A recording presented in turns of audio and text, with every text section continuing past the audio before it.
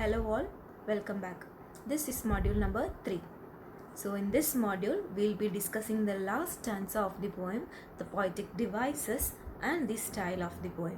In the previous module, we discussed the first 3 stanzas of the poem, A Thing of Beauty, written by John Keats. We learned how John Keats considers something beautiful as a joy forever. He spoke about the inherent sadness in human beings' life and how these beautiful things of nature gives us pleasure and it gives us a sense to live or move on. So we will see the last stanza of the poem in this module. Let us continue with the final stanza of the poem. And such too is the grandeur of the dooms we have imagined for the mighty dead, all lovely tales that we have heard or read. So, in the last stanza, the poet is trying to say that other than the things of nature, like daffodils, rivers, or roses, the poet says that the stories of brave men who sacrificed their lives are also beautiful. So, these are the final lines of the poem. An endless fountain of immortal drink pouring unto us from the heaven's brink.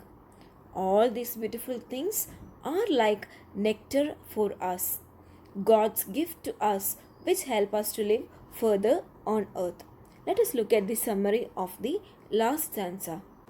In the final stanza, the poet refers to the beauty of the grandeur, magnificent or impressive memory of the mighty dead, which means the martyrs who sacrificed their lives for a good cause. The lovely tales that we have heard or read about them give us so much happiness and inspire us. Thus, nature is an endless fountain of immortal drink.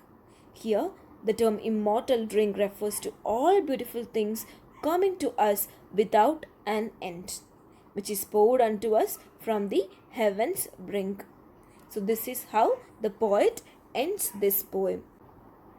And now we shall discuss the poetic devices in the poem A Thing of Beauty.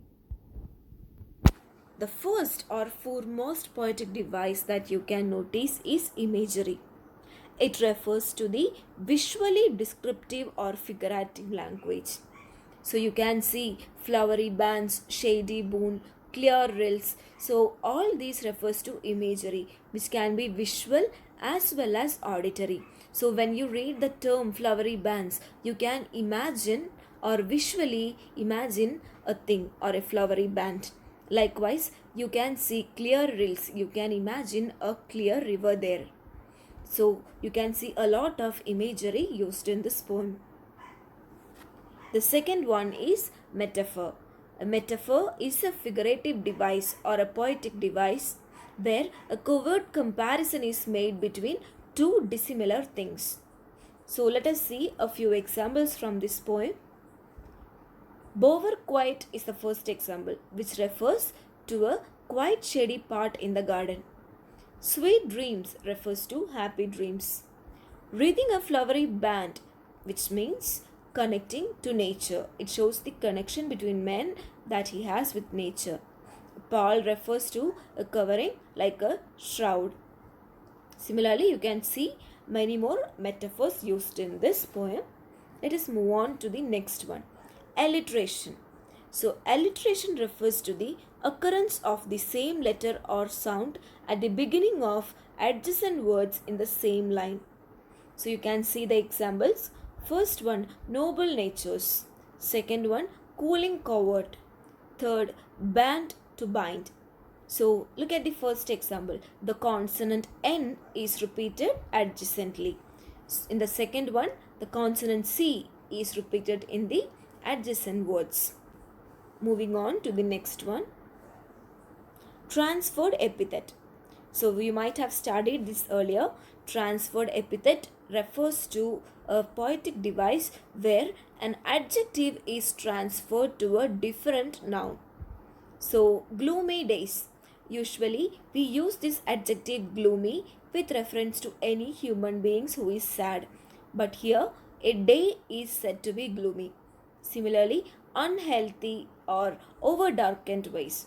The adjective is transferred to something unusual. I hope it's clear. Moving on to the last one. Oxymoron. Oxymoron is a figure of speech in which contradictory terms appear together. So, if somebody is mighty, we give that quality to a person who is alive. But here, a dead person is given this quality of being mighty.